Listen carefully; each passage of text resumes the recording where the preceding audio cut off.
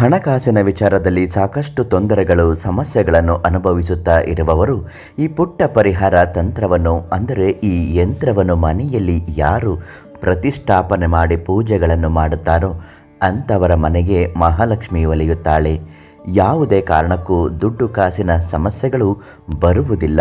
ಸಾಲದ ಸಮಸ್ಯೆಗಳಿದ್ದರೂ ಕೂಡ ನಿವಾರಣೆ ಆಗುತ್ತದೆ.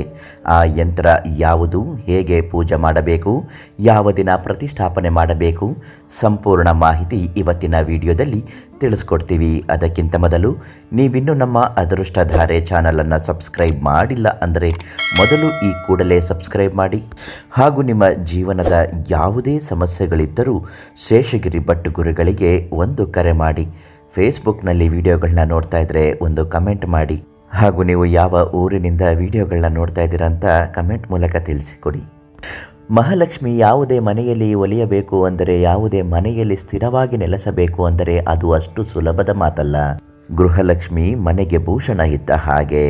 ಯಾವ ಮನೆಯಲ್ಲಿ ಲಕ್ಷ್ಮಿ ಸದಾ ನೆಲೆಸುತ್ತಾಳೋ ಅಂಥವರ ಮನೆಗೆ ಯಾವುದೇ ಕಾರಣಕ್ಕೂ ದುಡ್ಡು ಕಾಸಿನ ಸಮಸ್ಯೆಗಳು ಬರುವುದಿಲ್ಲ. ಹಾಗಾದರೆ ಮಹಾಲಕ್ಷ್ಮಿ ಮನೆಗೆ ಬಂದು ನೆಲೆಸಬೇಕು ಅಂದರೆ ಯಾವ ಯಂತ್ರವನ್ನು ಪ್ರತಿಷ್ಠಾಪನೆ ಮಾಡಬೇಕು? ಖಂಡಿತ ಹೇಳ್ತೀವಿ. ಅದಕ್ಕಾಗಿ ಕೆಲವು ನಿಯಮಗಳನ್ನು ಪಾಲಿಸಬೇಕು. ಪೂರ್ವ ದಿಕ್ಕಿಗೆ ಅಭಿಮುಖವಾಗಿ ಅಷ್ಟಲಕ್ಷ್ಮಿ ಯಂತ್ರವನ್ನು ಪ್ರತಿಷ್ಠಾಪನೆ ಮಾಡಬೇಕು. ಆ ಯಂತ್ರದ ಹಿಂಭಾಗದಲ್ಲಿ ಧನಾಕರ್ಷಣ ತಂತ್ರವನ್ನು ಗುರುಗಳು ಬರೆದಿರುತ್ತಾರೆ. ಆ ಯಂತ್ರವನ್ನು ತಂದು ಕುಂಕುಮ ಗಂಧದಿಂದ ಪೂಜೆಗಳನ್ನು ಮಾಡಬೇಕು. ಕಮಲದ ಹೂವಿನಿಂದ ಪ್ರತಿನಿತ್ಯ ಪೂಜಿಸಿ ಓಂ ರೀಂ ಕ್ಲೀಂ ಧನಂ ಮಹಾಲಕ್ಷ್ಮಿ ಸ್ವಾಹ ವಶಂ ಸ್ವಾಹ ಅಂತ 108 ಬಾರಿ ಹೇಳಬೇಕು. ಈ ಧನಾಕರ್ಷಣ ಆಗುವಂತಹ ಅಷ್ಟಲಕ್ಷ್ಮಿ ಯಂತ್ರವನ್ನು ಮನೆಯಲ್ಲಿ ಪ್ರತಿಷ್ಠಾಪನೆ ಮಾಡಿ ಪೂಜೆಗಳನ್ನು ಮಾಡಬೇಕು. ಒಂದು ಬಾಳೆ ಎಲೆಯ ಮೇಲೆ ಅಷ್ಟಲಕ್ಷ್ಮಿ ಯಂತ್ರವನ್ನು ಇಟ್ಟು ಅದರ ಮೇಲೆ ಒಂದು ತಾವರೆ ಅಥವಾ ಕಮಲದ ಹೂವನ್ನು ಇಡಬೇಕು. ಧೂಪ ದೀಪದಿಂದ ಪೂಜೆ ಪುನಸ್ಕಾರಗಳನ್ನು ಮಾಡಿ ಮನೆಯಲ್ಲಿರ್ತಕ್ಕಂತಹ ಸಕಲ ಸಂಕಷ್ಟಗಳು ಪರಿಹಾರ ಆಗಬೇಕು ಅಂತ ಭಕ್ತಿಯಿಂದ ಬೇಡಿಕೊಳ್ಳಬೇಕು. ಈ ರೀತಿ ಮಾಡಿ ನಿಮ್ಮ ಜೀವನದ ಯಶಸ್ಸುಗಳು ಸಿಗುತ್ತದೆ. ಸಾಲದ ಸಮಸ್ಯೆಗಳಿಂದ ಮುಕ್ತಿಯಾಗುತ್ತದೆ. ಮನೆಗೆ ಧನಾಕರ್ಷಣೆ ಆಗುತ್ತದೆ.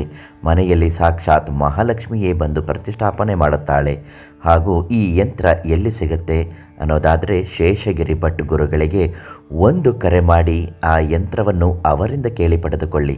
ಹಾಗೂ ನಿಮ್ಮ ಜೀವನದ ಯಾವುದೇ ಘೋರ ಗುಪ್ತ ನಿಗೂಢ ಕಠಿಣ ಸಮಸ್ಯೆಗಳು ಏನೇ ಇದ್ದರೂ ಶೇಷಗಿರಿ ಭಟ್ ಗುರುಗಳಿಗೆ ಒಂದು ಕರೆ ಮಾಡಿ ಸಂಪರ್ಕಿಸಿ ಭವಿಷ್ಯವನ್ನು ಹೇಳುತ್ತಾರೆ.